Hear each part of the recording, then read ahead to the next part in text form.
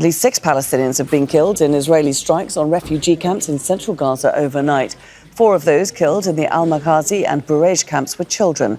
Survivors were rushed to the nearby Al-Aqsa Hospital in Deir el-Balah. Let's bring in our correspondent Hani Mahmoud in Deir el-Balah in central Gaza. So Hani, those strikes happened overnight in the area where you are. What more can you tell us about them?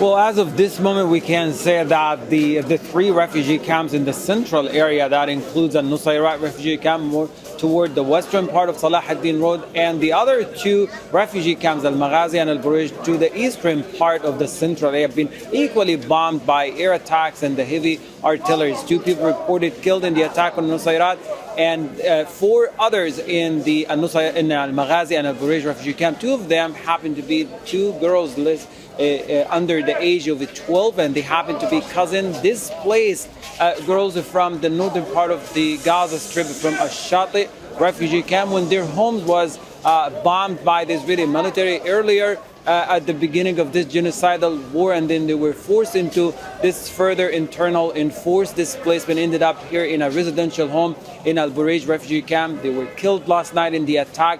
The father of one of the girls is here at the hospital, is undergoing a surgery right now in the operating theater because of his severe injuries and the burns that he has sustained from the attack. Other family members are here at the hospital also receiving a treatment, but as of this moment, it's hard to tell whether there is a proper medical care inside the hospital, given all the difficulties involved as a result of the intense bombing campaign, the ongoing blockade on the entry of medical supplies to the hospital. The other 2 who were killed inside a tent, also displaced individuals from northern Gaza. Again, they endured the destruction of their residential home before ending up in al-Maghazi refugee camp when their tent was attacked by drone missiles. In the Nuseirat refugee camp, we're talking about several locations been targeted, including a mosque at earlier hours yesterday, and as early hours of yesterday's evening, more residential buildings being targeted, to the point now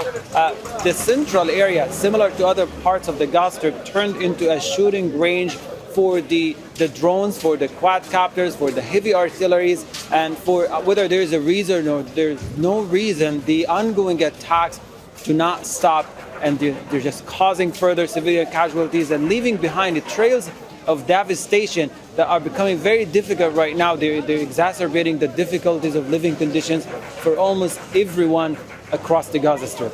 And Hani, on top of that, the weather is worsening. We can see there that it's raining where you are in Gaza. The temperatures are also dropping. How does all this add to the suffering of people there?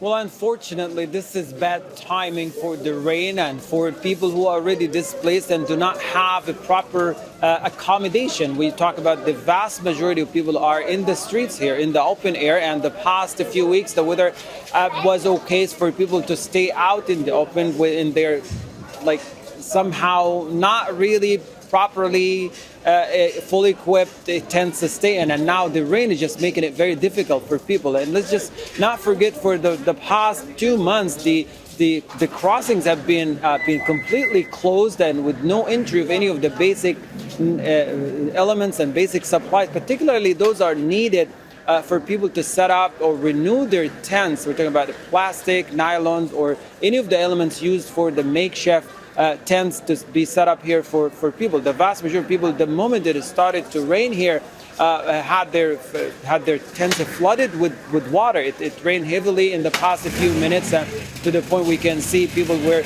moving inside the facility here, inside the hospital, just to shelter from the rain. So on one hand, it's the ongoing displacement, the ongoing killings, and on the other hand, now it's the rain. And people love the rain here, and we could tell from past years how they enjoyed it, but not at this time.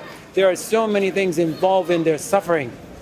The bombing, the displacement, and now the rain. It's just not an enjoyable season while people are suffering on daily basis because of the struggle that they have from the lack of a proper accommodation, into the lack of virtually of every basic needs that they need to support and to support their survival and help them survive these difficult conditions. The evacuation orders in northern Gaza and eastern part of the Gaza Strip happened last night, and it pushed hundreds of families from their homes that they went back to. And so far we can point out the patterns of displacement that the Israeli military is following in an attempt to prevent people from going back to their homes. Even they are not suitable for people to stay in, but it's Israel's and its military strategy to keep people away from their homes and to just deepen the sense of permanent displacement for anyone. At this point, it's hard to predict whether people are going to be back to their homes in northern Gaza or in the eastern part of Gaza City